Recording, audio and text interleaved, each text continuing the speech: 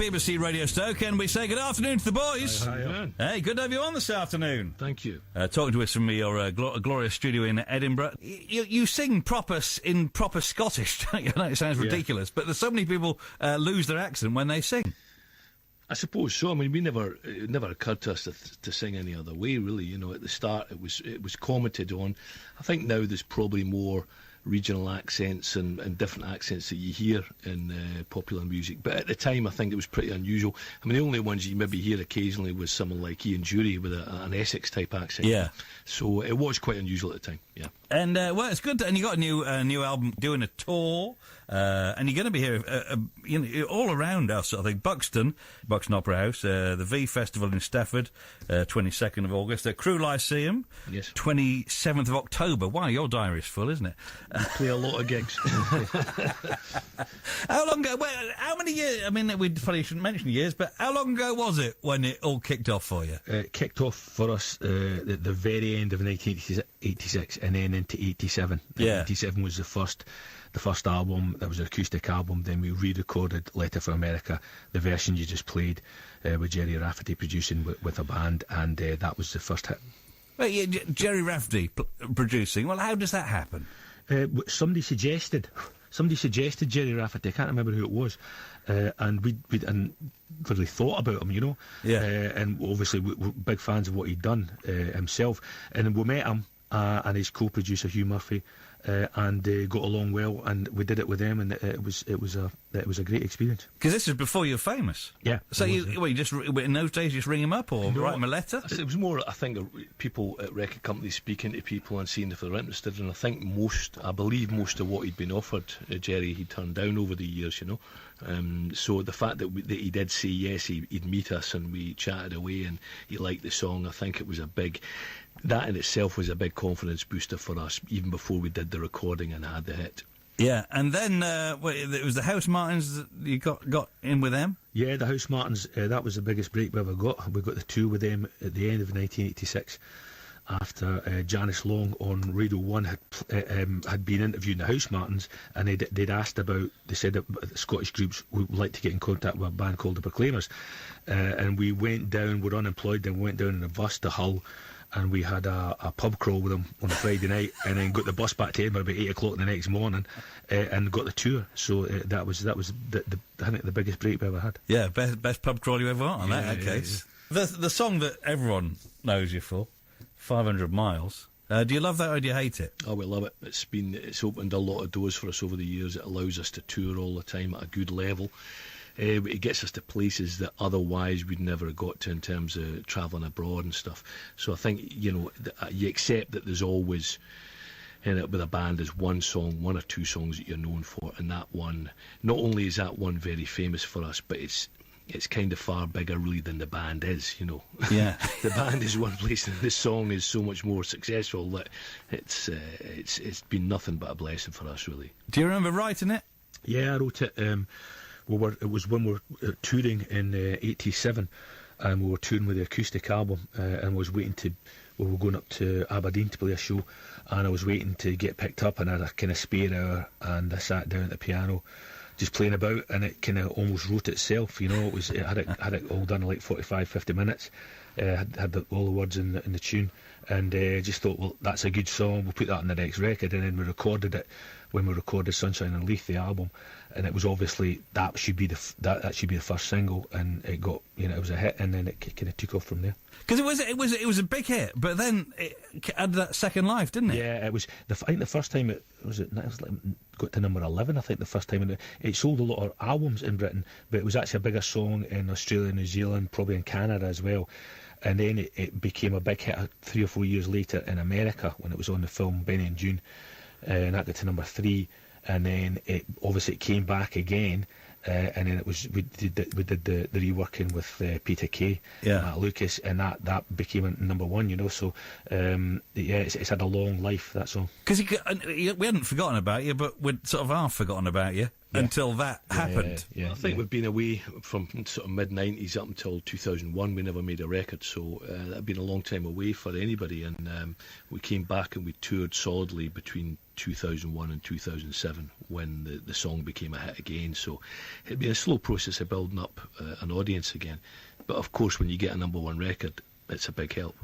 When you said you went away for a few years. What were you doing when you went away then? What were you doing? We didn't. Well, our wives were having kids, and yeah. We had, I think we planned to be away for a couple of years, but not as long as we were. we weren't writing enough songs that we were happy with. That was the truth, and it took a while. Took a few years to actually get over that stage and to get enough material to make another record. How did you cope with being sort of daddy daycare for a few years? It was all right. It was, it's not the worst thing in the world, and I was kind of glad that we were there. Really.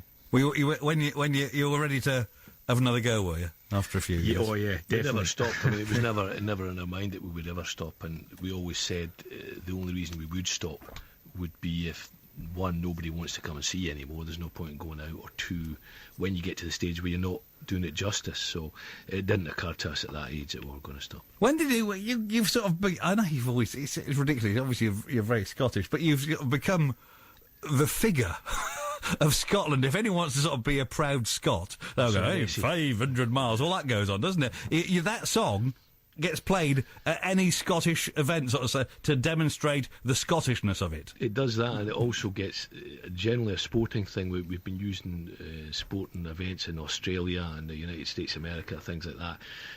So it's a big sports song, and it does seem to be a bit of an anthem now in Scotland, and that's fine. That suits us just fine. Craig and Charles, Proclaimers. Okay, oh no, we're not done. No, we'll do it in a minute. Okay, we'll do this first. Okay, and we're back with the boys in just a moment. All right. This is BBC Radio Stoke. So you're back. You went away. You had babies and all that sort of thing. You came back. You're doing it again, and you're pretty big in America, aren't you? Because you're a one-hit wonder over there. Yeah, but I mean, as they say, they always say that the Americans despise nothing more than a one-hit wonder. You know, we had an audience over there before we had the hit. You know, and it's still an audience now, but it's not a big audience. We can probably go next year and we'll tour, and you're playing. I don't know, you're playing 300, 400, 500 a night. You know. Oh right, yeah. So it's not. There is an audience there for what we do, but the hit doesn't mean. Oh, it doesn't get through. Nah, the hit doesn't mean you're playing to thousands every night. Have they got any idea what you're on about over there? Some of them do. Or believe it or not, some of them do. I think as long as you slow down in America, especially Scots and Irish tend to speak fairly quickly, and if you slow down, they'll understand 2 out of 3 words. Now you've done a 2-year world tour. Yeah. It tends to be a kind of 3-year cycle with us. We'll put a record out, tour it for a couple of years, and then another year after that a new record will emerge. So every 2 or 3 years we'll put a record out, and when we're not writing or recording, we're touring. So which are your big countries then? Biggest countries, always the biggest country, Scotland, England, Wales, Ireland. Scandinavia can do a wee bit. Australia was a very, very big hit in Australia, and New Zealand, and Canada is quite good as well. You just picked good countries, haven't you? There's certainly pleasant countries to go and visit. And how's touring changed over the years? Because I presume at the beginning, as your brothers, they said, "Oh, you can share a room." Yeah. I suppose when we started, it was acoustic. You know, there was only Craig and I playing, so the first few tours were like that, and then we moved into getting a band on the Sunshine and Leith record. So since then, it's kind of been a bit more hectic, you know, and it's certainly a bit bigger operation when you take a band on tour. But we get used to it. I mean, most of the stuff around the UK, we'll travel down a train and then go in by minibus and play the gig, and then we'll get a flight back or something like that. And if you're abroad, then you're on the bus all the time. So we kind of keep it pretty common sense, I think, when we're on the road. Do you keep the same band, or is that a sort of moving fixture? All the band that we've got just now, most of them have been with us half of them have been with us for over 10 years. And Clive, our drummer, he's been with us for about 8 now, I think. So yeah, that's kind of all fairly long term. That's are you like the boss? You know, you guys the boss there, or how does that work? You know, it's our music and whatever, but you know, I think you, there's no point if you're employing musicians if you employ people who can. We can't play very well, so we employ people who can. So if you employ people who can play, you let them play. You know, we have the final decision and stuff, but you're certainly looking for other people to make their contribution. I mean, do they, you know, because it's the Proclaimers is known as U2. Yeah. Do the band members, are they a bit narked about you getting the headlines? Well, if they are, they've never told us. They keep it very quiet, professionally, as we'd expect of them. And you still live in the same neck of the woods, do you? Still in Leith, do you? Still live in Edinburgh. Yeah? Yeah. But you just got a bigger house with a bit of luck. I've got the same house that I've had for the last 22 years. Yeah? And I've got the same flat that I've had the last 7 years. we don't exactly live high on the hog. It's not really the way we do it. You're not very, you know, you should be, because, you know, you should be a bit flashy by now, I'd have We've thought. done all right, but I think obviously you, with the money you get, you've got to make new records, you've got to employ a band, you've got to keep things going, and you've got to have a reasonable level of looking forward and planning, or I don't think it goes very well. I think this band's that maybe did very well for a couple of years, and then there's no audience left for them because either they didn't stay on the road enough or they didn't take care of business in another way. We didn't ever want to end up like that. Do you enjoy gigging? That's what gets you going. Yeah, it is the best bit. Yeah. How many gigs you're doing? A lot of gigs a year, aren't you? A lot. I haven't totted them up. There's, I think it's the best part of 70 this year, and then we'll be doing a whole load next year as well. We'll go abroad next year, Canada, US, Australia, whatever, and probably finish up with festivals next summer as well. So I think we'll be working up until probably maybe July next year. I'm sure they're all great, all your gigs, but you know what are the standout ones that you think, wow? It's kind of over the years you have. We play a very great variety of gigs. We play a lot of festivals. We play, as I say, club gigs in America, Australia, theatre gigs. We've played outdoor festivals. We've played indoor festivals. There's not really a particular type of gig that's the favourite. I think generally it's just when you feel you've hit it right, you know, when you get an audience that's really engaged in what you're doing. And that can obviously be a different way when it's your own gig and they know a lot of the material, as to when you do a festival and then the people know one or two songs and you're trying to win them over for the rest of it. And that sometimes can be the most satisfying gigs if you do well at what is not really your own gig, you know.